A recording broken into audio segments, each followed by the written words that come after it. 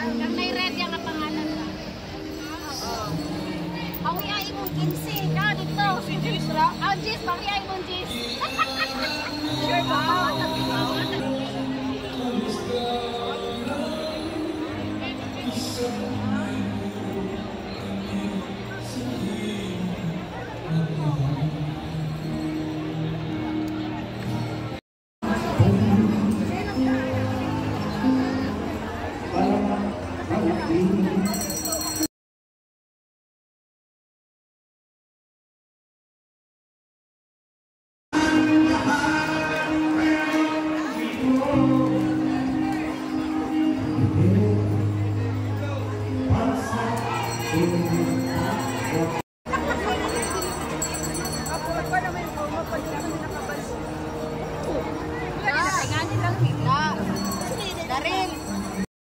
City Council, excited na tayo eh. Kaya araw ng tao, di ba kailangan magkano ng ako malipayan na. Malipayan tayo eh, kaya si PRRT umuwi sa Davao City. Excited na kayo pala. Pero kung sa mga dito, galing nga sa social media. Kung sa mga dito, kaulati sa iya plano sa naiya. Kapag asa si PRRT ilang ibigay. Kung sa'yo rason, maunti na ang dilin ako, dilin ganito kato ng mga kabuka. Nga naman, kamayong tao ni PRRT. Kamayong mayor ni PRRT. Kriminal ang nabiktima yun, namatay. Kaya disukol mo sa polis, ganong salang managtalang ng tao ni PRRT. Ngayon ninyo ang among mayor, ang among presidente. So kami sa City Council nag-desisyon ni kanina, among ipaspas kahuman ang imuang session ng among ato tag Rizal Park. Pakita nato atong suporta kang PRRT. Let us light a candle, let us say a prayer for his safety. Si PRRT, kabalutay, dili na siya batanon. Dili na siya batanon. Mag-80 na, mag-birthday pa siya noong Marso. Tanawa na naman. March 28 ang iyang birthday. Imbis mag-celebrate, hindi sa Davao kauban nato, asa naman sa ron, gidipay na dito sa Manila. So, dili maayo ang naitabo. Dili maayo ang ilang gibuhat kang PRRT.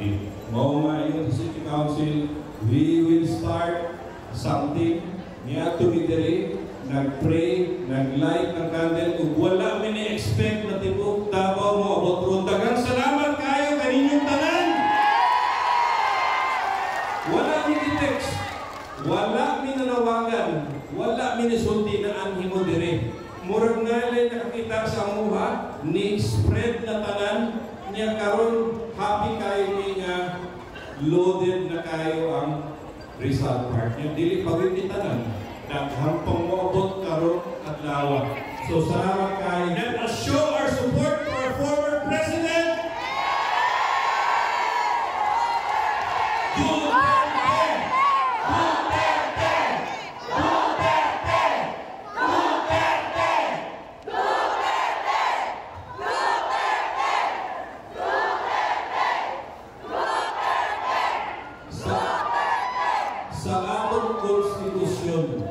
Sa atong konstitusyon, nakabutang niya, pagkapunin mo first page, kasi nakabutang, we, the sovereign Filipino people, imploring the aid of Almighty God in order to build a just and humane society. Katungod nato, nga mo ato diri sa Rizal Park, katungod nato, nga mo suporta sa atong former president, katungod nato, na suportahan nato ang pamilya Duterte.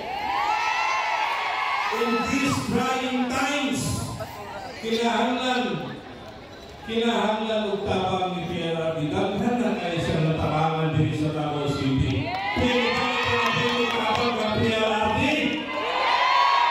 It's about time, let us show our support. Let us pray for his safety, pray for his good health, and pray na unta paulion na sa diri sa Davao City because we miss so much for please come home to Davao City. We are longing for you. We want you here. We want you to lead Davao City and all the safety and peace for the entire Philippines, and only FPRRD can do that for us. Duterte! Duterte! Duterte! Duterte! Duterte!